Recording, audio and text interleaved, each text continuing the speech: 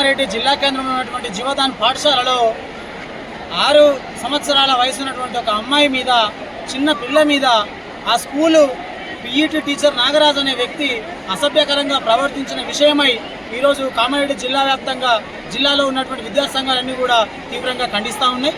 ఎందుకంటే ఒక చిన్న అమ్మాయి, 6 సంవత్సరాల అమ్మాయి మీద అఘాయిత్యానికి పాల్పడ్డటువంటి వ్యక్తిని కఠినంగా శిక్షించాలని విద్యార్థి ఐక్య కార్యాచరణ కమిటీ ఆధ్వర్యంలో మేము డిమాండ్ చేస్తూ ఉన్నాం.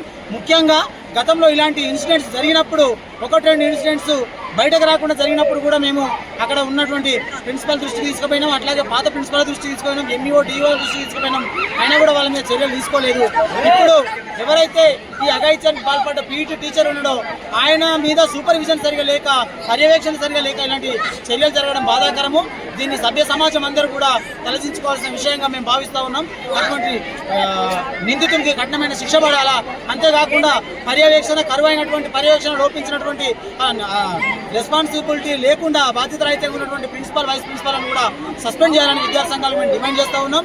అట్లాగే శాశ్వత రిజిస్ట్రేషన్ ఏదైతే ఉందో, శాశ్వత గుర్తింపు ఉన్నటువంటి ఈ స్కూల్కు శాశ్వత గుర్తింపును రద్దు చేయాలని చెప్పి విద్యాసంఘాలుగా డిమాండ్ చేస్తూ ఉన్నాం.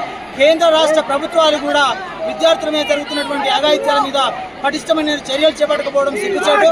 వెంటనే కేంద్ర రాష్ట్ర ప్రభుత్వాలు ఎక్కడ రాష్ట్రంలో, దేశంలో ఏ చిన్న మారుమూల గ్రామంలో కూడా చిన్న పిల్లల నుంచి మొదలు పెడితే అంటూ మొదలు వాళ్ళ దాకా అఘాయిత్యాలు జరుగుతున్నాయి. కాబట్టి వీటిని నిర్మూలించేంత వరకు పకడ్బందీ చర్యలు తీసుకోవాలని చెప్పి విద్యార్థి సంఘాలుగా మేము డిమాండ్ చేస్తాం. స్కూల్లో ఈ అఘాయిత్యానికి పాల్పడ్డ టీచర్ నాగరాజును కఠినంగా శిక్షించాలని చెప్తున్నాం. పోలీసు వాళ్ళు కూడా పటిష్టమైన ఎవిడెన్స్ కోర్టులో ప్రొడ్యూస్ చేయాలని చెప్పి మేము ఈ సందర్భంగా పోలీసు వాళ్ళకు కూడా విజ్ఞప్తి చేస్తా ఉన్నాం.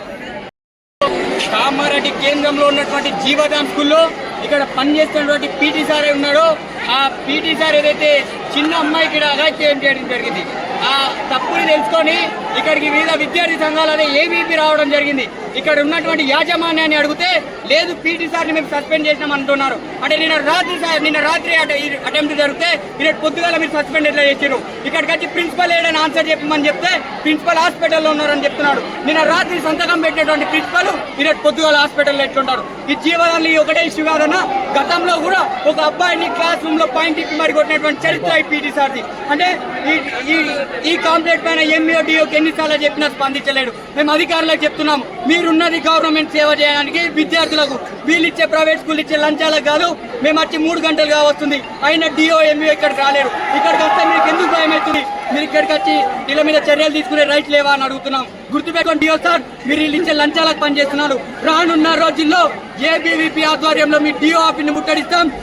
పీటీని కనుక మీరు శిక్షించకుంటే ఇక్కడ ఉన్నటువంటి ప్రిన్సిపల్ని, వైస్ ప్రిన్సిపల్ని సస్పెండ్ చేసి ఈ జీవదాన్ స్కూల్ని గుర్తింపు రద్దు చేయకుంటే మీ సంగతి కూడా చూస్తామని నేను హెచ్చరిస్తున్నా. ఖలీల్, ఏబీవీపీ జిల్లా హాస్టల్స్ కన్వీనర్.